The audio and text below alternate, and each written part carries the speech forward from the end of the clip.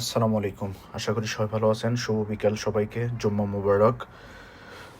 চায়নার অনেক জায়গায় আপনার ভিডিওতে দেখছেন এর উন্নয়ন বা এদের ইনফ্রাস্ট্রাকচারগুলো।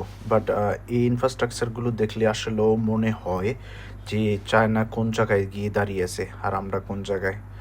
সো একবার ভাবেন, এই অবস্থায় যদি আমাদের দেশকে নিতে চায় কয়শো বছর লাগবে। দেশ স্বাধীন হয়েছে প্রায় ৫৫ বছর। এইসব কি আমাদের দেশে কল্পনা করা যায়? এদের আন্ডারগ্রাউন্ড থেকে শুরু করে ওভার প্রত্যেকটা জায়গায় এরা এমনভাবে ইনফ্রাস্ট্রাকচার দাঁড়া করাইছে, যেটা আমি আপনি স্বপ্নের হয়তো বা দেখি না, ঘুমের মধ্যে হয়তো বা এরকম ইনফ্রাস্ট্রাকচার দেখি না। বাট এরা সেটা বাস্তবে পূরণ করে দিয়েছে। এটা হচ্ছে নিংবোর সিবিডি এরিয়া বলা হয়, সেন্ট্রাল বিজনেস এরিয়া। সো প্রত্যেকটা পার্টি এরকম, শুধু নিংবো না, পুরো চায়নাতে আপনি যেখানে যাবেন সেম ফ্লেভারই পাবেন। মানে পুরো চায়নাতে ঘুরলেই মনে হবে যে একটা মালিকের বাসা, সেখানেই সে ডেভেলপ করে রাখছে আর কি।